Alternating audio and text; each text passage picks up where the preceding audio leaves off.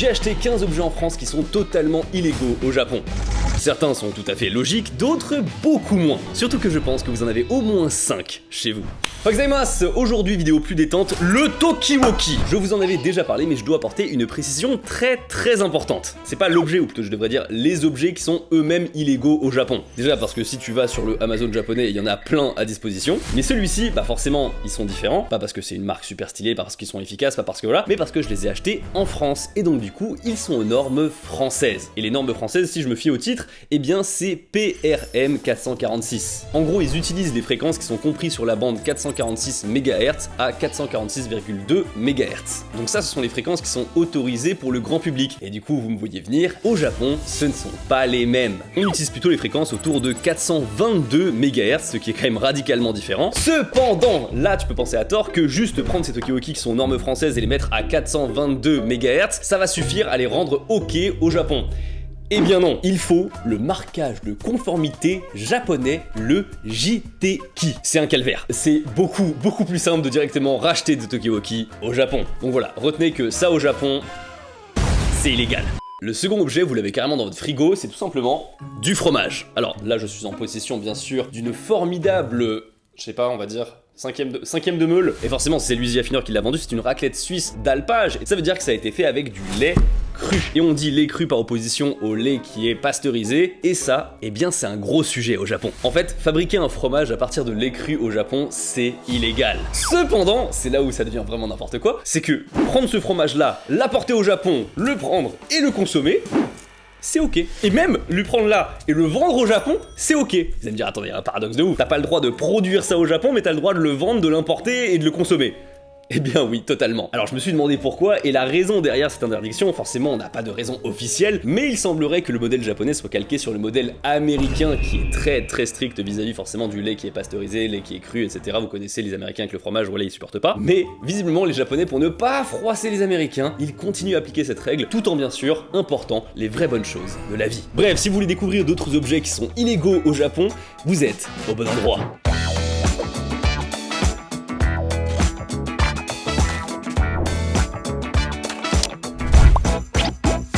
Au Japon, utiliser une application de casino en ligne est un crime. Et ça, même si l'opérateur est légal à l'étranger. Vous avez compris, une application de poker en ligne au Japon, c'est totalement dead. Par contre, il y a une application qui est totalement légale et qui est même fortement recommandée si jamais vous allez au Japon. Otoko no hitotachi wa shigotoba ni imasu. Otoko no hitotachi wa shigotoba ni imasu. Nickel. Il s'agit de Rosetta Stone avec son abonnement à vie pour 25 langues. C'est avec mon lien dans la description et vous avez même moins 60% avec ce lien. Pour ceux qui sont pas familiers avec l'application, c'est une méthode d'apprentissage qui est basée sur des images, sur des répétitions et surtout sans aucune traduction. Il y a aussi beaucoup d'écoutes avec des livres audio que tu peux télécharger en amont pour les écouter hors connexion, comme par exemple lorsque tu es dans un train SNCF. Voilà, y a pas de connexion dans les trains SNCF, ça j'ai bien compris. Parce qu'il faut pas oublier que ce qui permet vraiment de progresser, c'est pas la grosse session de 3 heures juste le dimanche une fois par mois. C'est les petites sessions de 10-15 minutes tous les jours. Sans compter bien sûr que savoir aligner quelques mots et quelques phrases lorsque vous viendrez au Japon, eh bien c'est toujours un énorme plus, mais comme vous l'imaginez même pas. Et ça tombe bien parce que vous avez des sections quand même bien définies en fait sur l'application, comme par exemple l'unité 5 avec les voyages. Donc n'oubliez pas, le lien est dans la description. Bon, celui-ci, est-ce que j'ai vraiment besoin d'expliquer pourquoi il est illégal au Japon? Pour ceux qui n'ont pas compris, c'est un set de crochetage et c'est même un set d'entraînement, j'ai envie de dire, parce que j'ai un cadenas ici qui est transparent avec ses outils et avec des tutos YouTube qui font absolument des centaines de millions de vues. J'abuse un peu, mais en tout cas des millions de vues. Eh bien, tu peux apprendre à crocheter tout simplement un cadenas. Oh mais c'est trop bien! J'avoue, je comprends la passion en vrai. Je comprends le kiff un peu. Voilà, tu vois là, je suis sur le deuxième rivet. Cette vidéo vient de créer un monstre. Le prix de ce set de crochetage, c'est 20 €. C'est vraiment pas cher. Et si bien sûr tu peux en acheter librement en France, eh bien au Japon tu peux aussi en acheter librement, sauf que tu n'as pas le droit de te balader avec. Après vous inquiétez pas, il y a bien une profession qui a le droit de se balader avec ça, ce sont bien sûr les serruriers. Mais du coup ils ont une vraie licence pour ça. Et si tu n'es pas serrurier et que tu te balades avec ça dans ta voiture ou alors sur toi, ça peut aller jusqu'à 500 000 yens d'amende, ce qui est quand même 2800 € et 1 an d'emprisonnement ferme. Vous allez dire attends mais c'est super sévère. Il s'agit de la Tokushu Kaijo Yogu no Tokushu Kaijo Yogu no Shouji no Kinshi to ni kansuru horitsu. c'est vraiment le nom de la loi. Et cette loi japonaise, elle est entrée en vigueur en 2003 parce qu'il y avait vraiment un nombre astronomique de cambriolages qui utilisaient ce genre d'outils de crochetage. Et vraiment, je pense que vous vous rendez pas compte à quel point il y en avait en l'an 2000. C'est plus de 29 000 cambriolages recensés en un an. J'ai calculé, ça fait un cambriolage toutes les 18 minutes. Je comprends pas, j'ai vu sur internet que le Japon c'était de pire en pire. Et donc forcément quand tu regardes les chiffres, eh bien cette loi, elle a terriblement bien fonctionné. En seulement 4 ans, entre l'an 2000 et l'an 2004, on a diminué de 85% les cambriolages qui utilisaient ce genre d'outils de crochetage. C'est vraiment hallucinant. Mais par contre, je comprends la passion. Là, je suis en train un peu de tomber dedans. Ça c'est la... Non, mais attends, mais ça c'est complètement... Je viens de me rendre compte là. Ça c'est une serrure carrément. Non mais autant un cadenas, tu sais, je comprends un peu. Mais une serrure... Maintenant que j'y pense, les reviews Amazon elles disent quoi? Oh merci beaucoup, j'ai pu cambrioler au moins 8 maisons ce mois-ci grâce au tuto et à ces outils de crochetage, je recommande. Ça, c'est un spray de défense que j'ai acheté en France pour seulement 16 €. En gros, tu l'utilises en cas d'agression, il y a quand même un clapet de sécurité ici, il faut surtout pas que je le mette vers mes yeux. Oui, oui. Et en vérité, avec la description du produit, c'est un petit peu flou s'il y a un côté lacrymogène dedans. Ça dit que l'agresseur va avoir du mal à ouvrir les yeux, mais en fait, le véritable objectif, c'est de mettre une peinture rouge sur l'agresseur pour l'identifier très facilement après coup. Et en vérité, c'est pas l'objet en lui-même qui est problématique, parce que son achat, que ça soit en France et au Japon, il est légal, et le port sur soi, que ça soit en France ou au Japon, il est illégal. Mais cet objet va me permettre d'introduire un concept qui est totalement autorisé et toléré en France et pourtant totalement interdit au Japon. Il s'agit du concept de légitime défense préventive. En France, il pourrait appliquer la loi, hein, mais il décide de fermer les yeux, et ça je trouve ça super cool, ça permet d'avoir vraiment un côté, il y a la loi, mais il y a l'interprétation de la loi, et on a un peu de jugeote, un peu de bon sens. Chose que le Japon n'a pas vraiment. Au Japon, on applique la loi de manière stricte. On lit chaque mot, chaque ligne, on applique bêtement, on ne réfléchit surtout pas, c'est interdit. La Minor Offenses Act punit le fait de porter caché sans raison légitime un couteau, une barre de fer ou tout autre instrument susceptible de tuer ou de causer un dommage corporel grave. Donc mesdames, si vous avez l'habitude de vous balader avec ce genre d'objet dans votre sac à main, sachez qu'il faut bien le retirer et ne pas le prendre lorsque vous êtes au Japon, parce que vraiment ça peut vous envoyer en garde à vue japonaise, pas rigolote du tout si jamais vous êtes chopé avec ce genre d'objet. Toutefois, il existe un cas où le fait d'avoir cet objet sur soi constamment peut être justifié et totalement ok pour la police japonaise. Est-ce que vous l'avez? Est-ce que tu l'as, Emmerich? Ah, si c'est un étranger en face. Pire qu'un étranger au Japon. Un animal? Oui! Ah ouais? Exactement. Si jamais vous êtes en randonnée dans les montagnes de Hokkaido ou de Nagano et que vous avez cet objet en disant c'est un spray anti-ours et au cas où il y a un ours qui attaque, eh bien les forces de l'ordre japonaises vous diront ok. C'est un motif légitime et 100% légal car la menace animale est réelle et reconnue dans ce contexte précis. Ça, c'est un kit de fabrication de bière artisanale chez soi en 8 étapes. C'est un peu le cadeau de Noël classique que tu vas offrir à quelqu'un qui est fan de bière et qui ne va jamais l'utiliser parce que ça a l'air terriblement chiant à faire. On va être honnête, voilà, les étapes, le truc et tout, avoir ça chez toi pendant des jours. Non, vraiment dans les commentaires, je veux savoir qui a fait ça. Mais en tout cas, les Japonais, certainement pas. Si c'est tout à fait légal d'être en France et d'avoir ce genre de kit de fabrication artisanale chez soi, au Japon, c'est illégal. Mais vous allez voir qu'il y a quand même des moyens d'être un petit filou parce qu'il y a des conditions et des exceptions. D'abord, il y a la fermentation. Vin, bière, cidre, poirée, hydromel. Ça, du moment que tu ne le commercialises pas, en tant que particulier, tu peux totalement en faire chez toi en France. Au Japon, même ça, c'est mort. À partir du moment où tu dépasses seulement le seuil de 1% d'alcool, c'est dead. Alors j'ai quand même trouvé sur le Amazon japonais un sombre kit de fabrication de bière, et c'est bien précisé effectivement que it is not permitted by the alcohol tax law to make alcoholic beverage of 1% or more in Japan. Par contre, là où la France et le Japon se rejoignent, c'est sur la distillation. Ça, sans licence, c'est illégal, et ça se fait via un outil qui s'appelle un alambic, un outil que j'ai trouvé disponible sur Jardiland. Alors que pourtant, seules les personnes qui justifient d'une nécessité professionnelle d'utiliser un alambic peuvent être autorisées à en acquérir un. Alors je suis pas vraiment sûr que Jardiland fasse très attention à qui ils vendent des alambics, surtout que la fabrication d'alcool par distillation a un risque tout simplement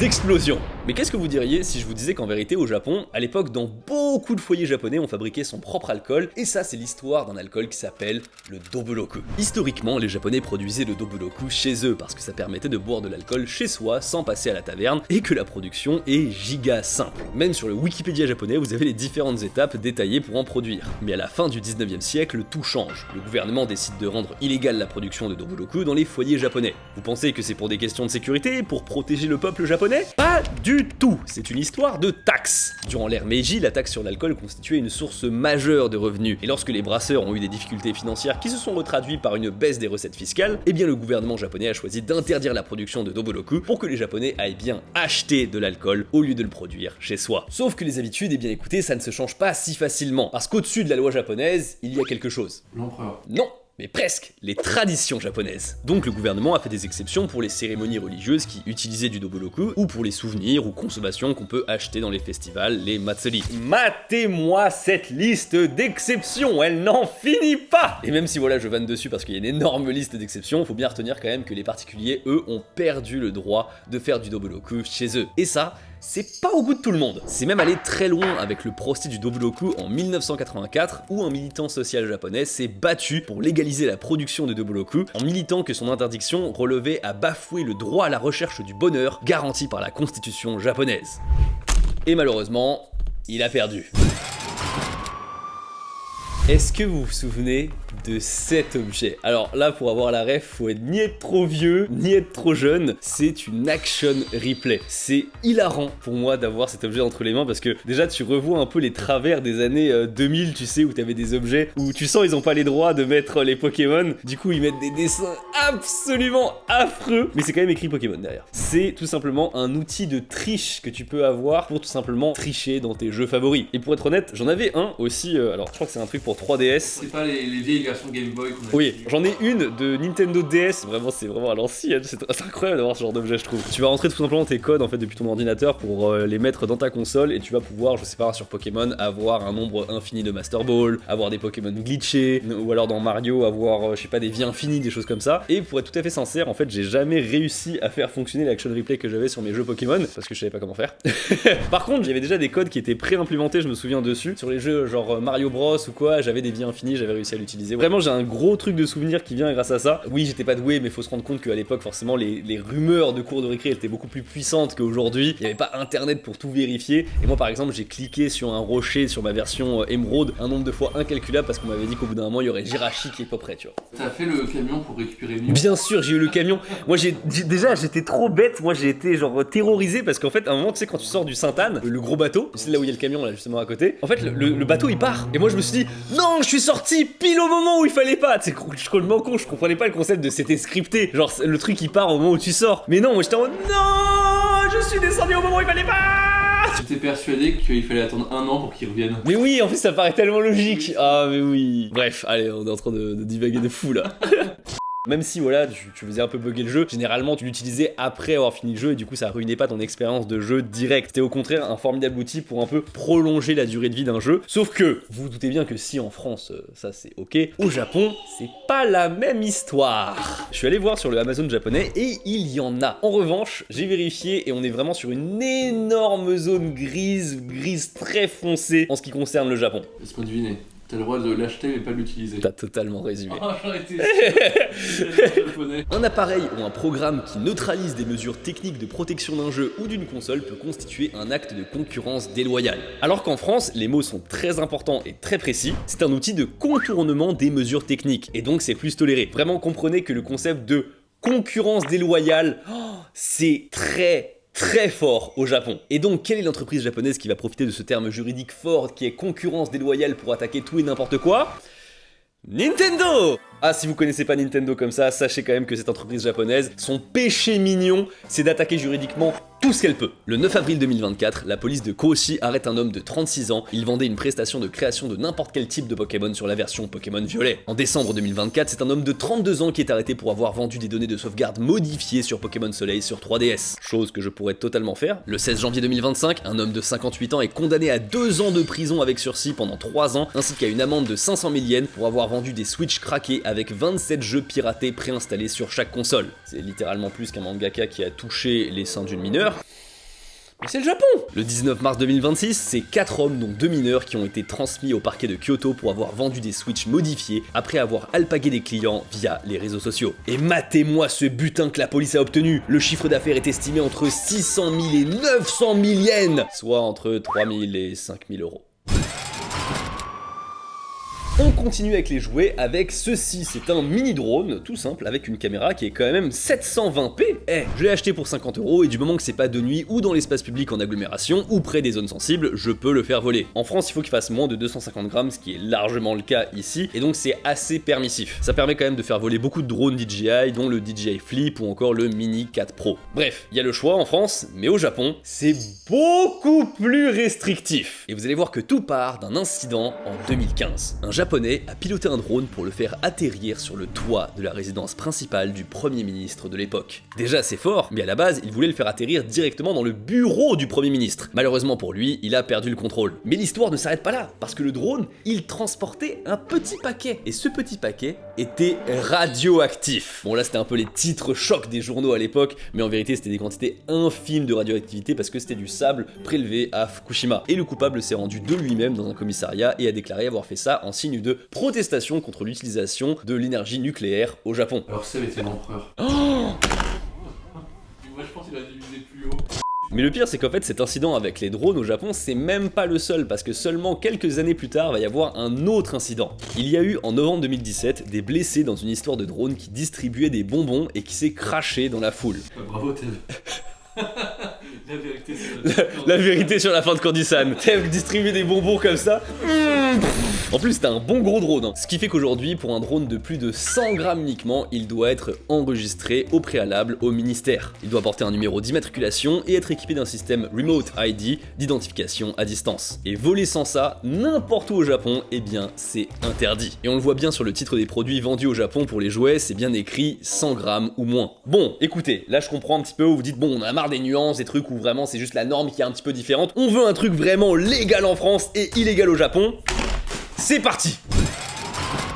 Boum! Une arbalète, c'est totalement illégal d'en posséder une au Japon, à part si tu as bien sûr un permis port d'armes. C'est logique, sauf que en France, eh bien, vous avez totalement le droit d'en posséder une sans permis port d'armes. Alors cette interdiction, elle est assez récente, en vérité, c'est que depuis le 15 mars 2022 qu'elle est rentrée en vigueur. La règle vise les arbalètes dont l'énergie du projectile atteint 6 joules ou plus, ce qui couvre en pratique la plupart des arbalètes vendues dans le commerce. Et comme d'habitude, eh bien, ce genre de règle, en fait, ça survient après des histoires sombres qui sont arrivées. Le 4 juin 2020, un homme de 23 ans a tiré sur tous les membres de sa famille. Il a réussi à en tuer 3 et la dernière a miraculeusement survécu. Un mois plus tard, en juillet 2020, une femme a tenté de tuer son mari avec une arbalète et a fini le travail avec un couteau de cuisine. Et enfin, encore un mois plus tard, en août 2020, une femme de 28 ans a tiré sur un des agents des services sociaux avec l'intention de tuer. Je vise bien la preuve, hein. Franchement je suis chaud. Je pense en vérité que quand il y a autant d'affaires qui concernent une arbalète, devait forcément y avoir des plans qui devaient circuler sur le dark web ou quelque chose comme ça, c'est pas possible autrement. Quoi qu'il en soit, le gouvernement japonais, il a dû réagir. Et ce qui est intéressant, c'est à noter que la juridiction sur les armes à feu, elle est super stricte au fait au Japon, et vu que les arbalètes, eh bien ce n'est pas une arme à feu, eh bien c'était un peu passé entre les mailles du filet de la juridiction japonaise. Et le gouvernement japonais a rectifié le tir, si je puis m'exprimer ainsi. Alors si on m'avait dit que je consommais régulièrement un produit qui est illégal au Japon, vraiment je ne l'aurais pas cru. Et là cette fois-ci c'est pas comme le fromage où c'est illégal d'en produire, cette fois-ci c'est illégal d'en consommer. Il s'agit de gummies pour mieux dormir. La menace quoi. Au cœur du problème, la mélatonine, une molécule nommée l'hormone du sommeil, et c'est une hormone naturellement produite par le cerveau, surtout le soir quand la lumière baisse. Et vous avez compris que si on peut en produire naturellement, il y a aussi des compléments alimentaires qui permettent d'en obtenir et donc de réguler son sommeil. Enfin ça c'est en France, parce qu'au Japon, le produit qui est la mélatonine est beaucoup plus médicalisé. Alors pour être honnête sur ce point, je comprends pas très bien la réaction du Japon parce que un coup ils disent que c'est illégal d'en avoir sans ordonnance et un autre coup quand ils détectent ce genre de produit qui est vendu du coup au Japon, hein, même si c'est un produit international importé, il est quand même vendu au Japon, et bien ils le signalent, ils disent wow!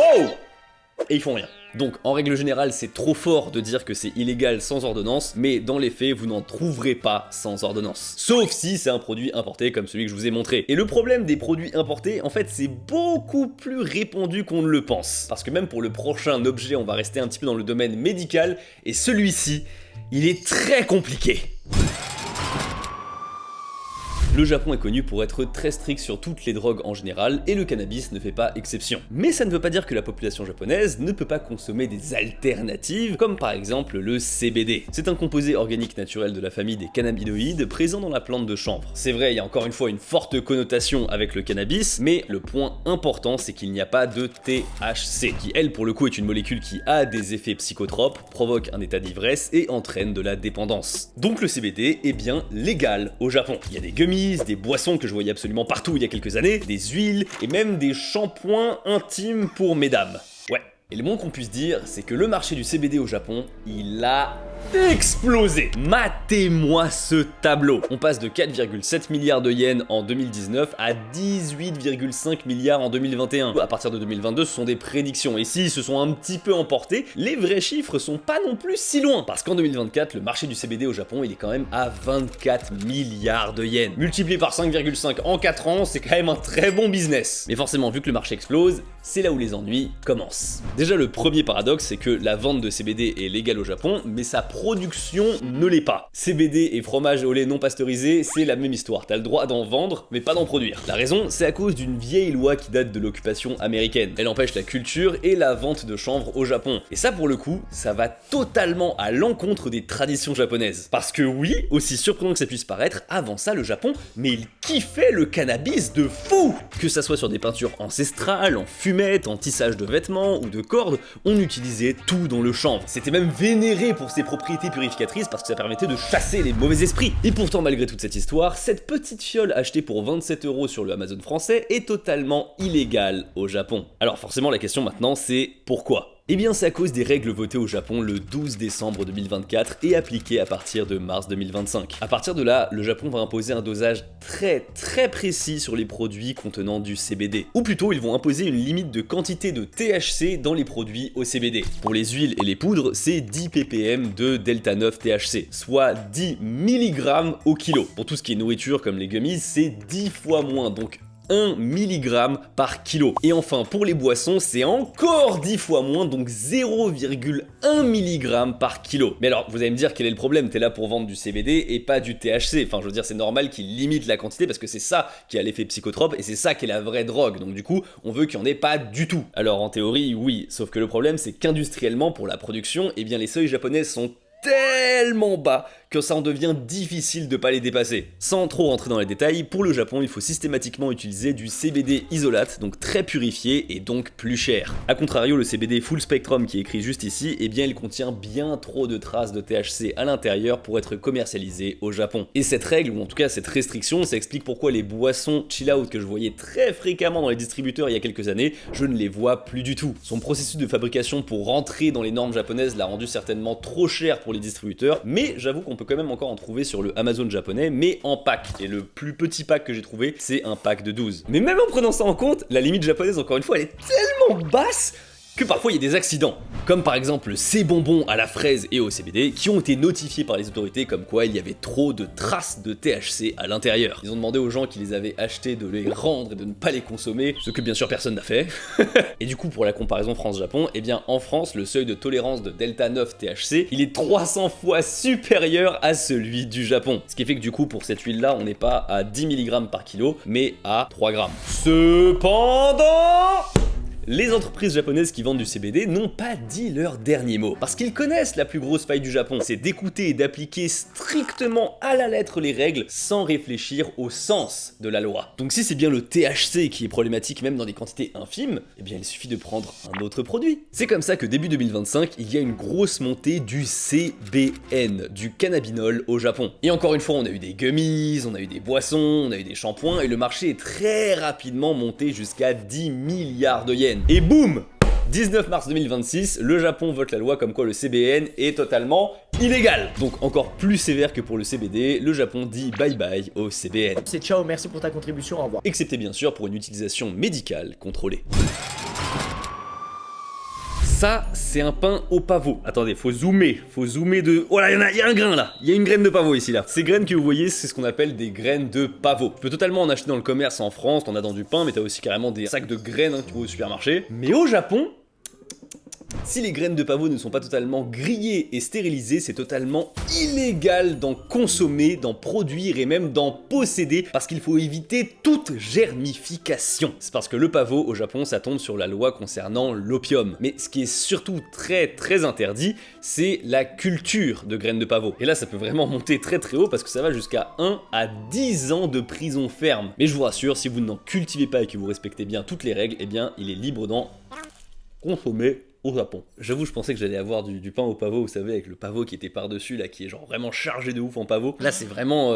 c'est la crise, hein, ils en mettent...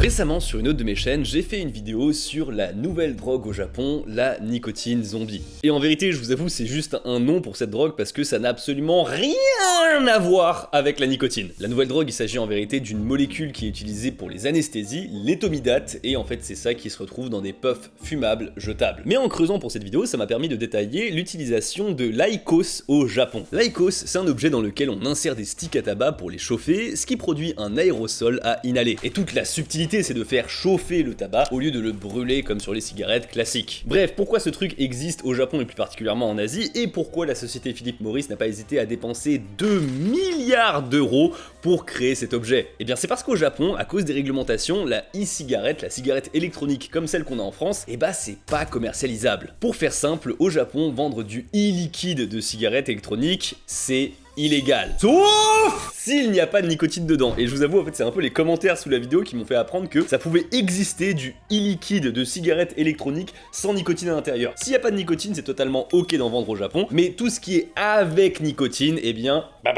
c'est pas possible. Je fais les bruitages moi-même. Alors les fumeurs de e-cigarettes avec nicotine qui veulent aller au Japon, rassurez-vous, on ne vous la confisquera pas à la douane du moment que c'est des quantités appropriées pour une consommation personnelle. Mais vous devrez quand même vous plier aux restrictions japonaises. C'est-à-dire fumer uniquement dans les zones fumeurs, être parqué dans des spots précis parce qu'on ne peut pas fumer où on veut en extérieur au Japon. Allez, ras-le-bol des drogues, on continue avec ceci. Ah, je suis sûr que vous vous demandez pourquoi ça c'est illégal au Japon, hein, vraiment. Oh là là, mais quelle curiosité. Mais en vérité, c'est quand même beaucoup plus intéressant qu'il n'y paraît, parce que c'est bien évidemment une réplique, c'est fait pour de l'airsoft. Tout part de cet homme, Ichiro Nagata. Nous sommes en 1970 et ce photographe est passionné d'armes à feu ou plutôt de tir. Mais malheureusement, dû à la législation japonaise, il n'a aucun moyen de s'adonner à sa passion. C'est là où il décide de lui-même de fabriquer des répliques d'armes tirant des projectiles réalistes mais non mortels. Ces armes utilisent un mélange de propane et d'huile de silicone utilisé comme gaz propulseur, nettement moins puissant que le CO2 utilisé dans les armes à air comprimé. Et maintenant vous savez pourquoi on appelle ça de l'airsoft, en fait c'est du gaz plus soft. Dans les années 80 au Japon, ça se développe avec des sociétés comme Tokyo Marui ou encore Asahi Firearms qui perfectionnent les modèles. L'activité devient de plus en plus populaire parce qu'elle va fusionner avec une passion de ce moment-là au Japon qui est le survival game, le survival game. Donc finalement l'airsoft peut dire merci à Battle Royale. Depuis ces répliques se sont répandues un peu partout dans le monde, donc on peut vraiment remercier ce japonais. Et d'ailleurs Ichiro Nagata, on a des vidéos de lui et vraiment faut pas le faire chier.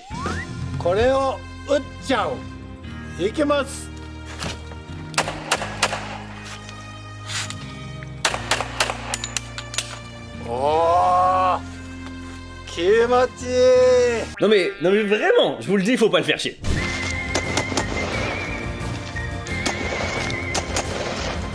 En tout cas, si jamais vous venez au Japon, vous seriez surpris de voir le nombre d'endroits où on peut retrouver ce genre de répliques. La première fois que j'en ai croisé quand j'étais petit au Japon, j'avais même pas 5 ans, et c'était dans un magasin de jouets. C'était dans mon magasin de jouets favori. Il y avait Ultraman, Ampaman, les trucs que je kiffais, et boum, des répliques comme ça d'armes dans tous les sens. Clairement, le magasin il est bien étudié pour faire en sorte que tu achètes un jouet pour l'enfant et pour papa. Ce qui est totalement arrivé parce que mon père a totalement acheté des répliques lorsqu'il était là-bas. Et aujourd'hui, je vous avoue, j'ai un peu le même choc lorsque je vais à Book Off, lorsque je choisis mes figurines d'occasion, One Piece, Dragon Ball, et BAM! Des répliques comme ça d'Airsoft qui sont alignées de partout. Tu as remarqué ça déjà? Non, mais j'ai remarqué que chez Tev, par contre, c'est une vraie armure. Ah oui, mais Tev, il en a plein, il en a plein. Mais alors revenons au sujet, pourquoi cette réplique que j'ai achetée en France est illégale au Japon? Pourtant, comme vous l'avez vu, c'est le pays qui a inventé ce sport. Alors c'est quoi le problème? Le problème, c'est la puissance. En France, la norme pour ce genre de réplique, c'est d'être entre 0,8 et 1,2 joules en termes de puissance. Mais ça peut monter plus haut du moment que tu n'atteins pas les 2 joules. Alors qu'au Japon, le maximum autorisé, c'est même pas 1 joule, c'est 0,98 joules. Donc vous comprenez qu'il y a de nombreux cas qui sont totalement incompatibles. D'ailleurs, je tiens à préciser qu'il y a le même problème de puissance avec les joules comme ça entre la France et le Japon avec un autre objet, c'est le canon électromagnétique.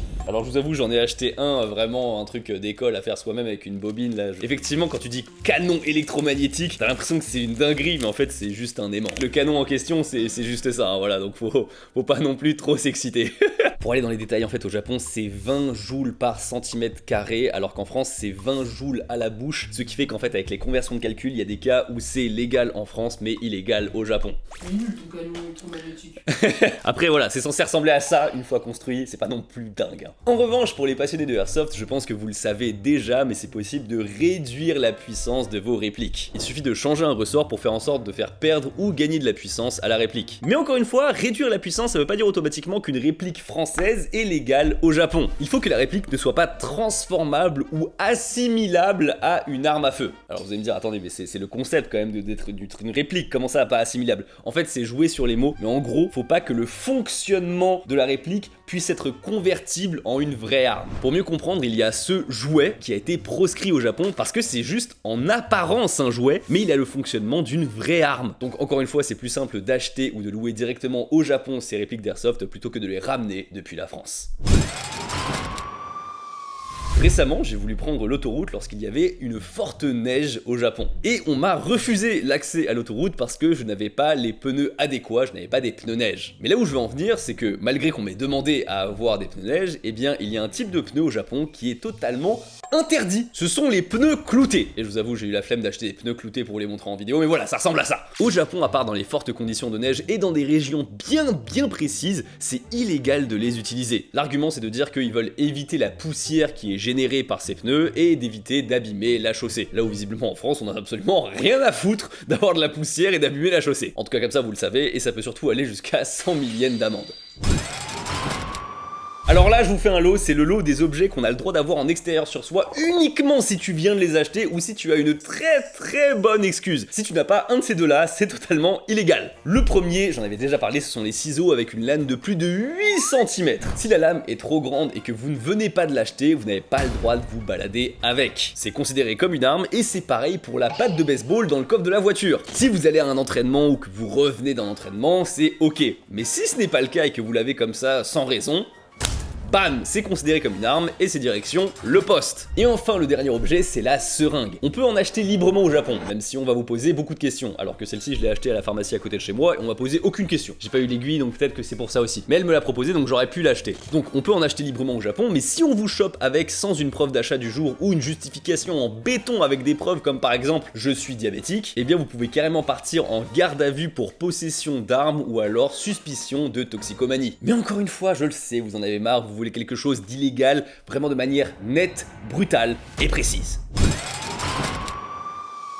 L'adéral, les amphétamines, la codéine, les méthamphétamines, la pseudoéphédrine. Tout ça, c'est non pour votre voyage au Japon. Alors, vous allez dire, non mais qui ramène ça au Japon ? Eh bien, plus de gens que ce que vous pensez. Parce que ça peut être aussi basique qu'une boîte de Dolirum. Bon, là, je sais, c'est du Doliprane parce que j'avais pas de Dolirum, mais bon, voilà, imaginez que c'est du Dolirum. Le Dolirum, c'est non. Le Actifedrum, c'est non. Le Humexrum, c'est non. En fait, à l'intérieur de tout ça, il y a de la pseudoéphédrine. Et si dans la majorité des cas, j'imagine que la douane va juste vous confisquer les produits et ça s'arrêtera là, il y a aussi des cas où ça peut vraiment complètement partir en sucette et partir même sur des procédures pénales. Donc, lisez bien la composition de vos médicaments si vous les ramenez au Japon parce que vraiment, ça rigole pas. Qu'est-ce que vous diriez si je vous disais qu'il existe un film français qui reprend une histoire réelle japonaise qui est interdit au Japon? Brûlez-le! Brûlez-le! En tout cas, le film il est interdit sans une très grosse censure. Et ce film, il s'agit de L'Empire des Sens. Alors, je sais là, au moment où je donne le titre, il y a les gens qui connaissent et qui sont en mode oh putain. Et les gens qui ne connaissent pas l'œuvre qui sont très curieux d'en savoir plus. C'est l'histoire de Sada Abe, une ancienne prostituée qui travaille dans une auberge de Tokyo dans les années 30. Elle entame une relation avec Kichizoro Ishida, le patron de l'établissement, qui est malheureusement pour elle déjà marié. Leur liaison devient rapidement exclusive et obsessionnelle. Peu à peu, ils se coupent du monde extérieur et s'enferment dans une passion de plus en plus intense, où le désir, la jalousie et la possession prennent toute la place. Ishida découvre alors son penchant masochiste et Sada naturellement découvre son penchant sadique. Mais un soir, après des jours et des jours débats, eh bien, ils vont un peu trop loin. Elle finit par l'étrangler à mort durant son sommeil. Et le pire dans tout ça, c'est que Ishida, il était d'accord, et c'est même lui qui a évoqué l'idée. Forcément, ça a beaucoup plu à Sada Abe, et son raisonnement est on ne peut plus simple. Si ce n'est pas dans la vie, c'est dans la mort qu'il sera à jamais avec elle. Mais une fois qu'elle est en face d'un Makabe, eh bien elle a envie de garder un souvenir de cet acte, un souvenir de son amour, et donc elle décide de lui découper l'aubergine et de l'emporter avec elle. Elle va même signer son acte d'amour, Sada et Kichi, ensemble pour la vie. J'ai raconté cette histoire sur Jiken saison 1 sur Audible, et en fait elle est très intéressante cette histoire parce que c'est la première histoire qui marque le début de la passion des Japonais pour le true crime. Mais revenons-en à notre film L'Empire des Sens. Pourquoi il est interdit de diffuser ou même de vendre ce film au Japon? Est-ce que c'est trop voyeuriste pour les Japonais? Est-ce qu'il y a un tabou absolument indicible à l'intérieur? Pas du tout! L'explication elle est beaucoup plus simple, c'est à cause des aubergines et des pêches. Bon, pour faire clair, le film contient de la nudité explicite et frontale, au point d'avoir été décrit à la frontière du cinéma pornographique. Et apparemment, pour l'anecdote, selon des sources qui étaient présentes sur le lieu de tournage, eh bien, les scènes n'étaient pas simulées et véritablement jouées. Donc l'explication est simple, si c'est censuré, vous avez tout à fait le droit de le commercialiser, donc de le vendre et de le diffuser au Japon, mais sans cette censure, le produit commercialisé devient illégal. Merci beaucoup d'avoir regardé cette vidéo, c'était une vidéo détente, n'hésitez pas à lâcher un pouce vers le haut et à vous abonner, moi je vous dis à la prochaine, tchuss.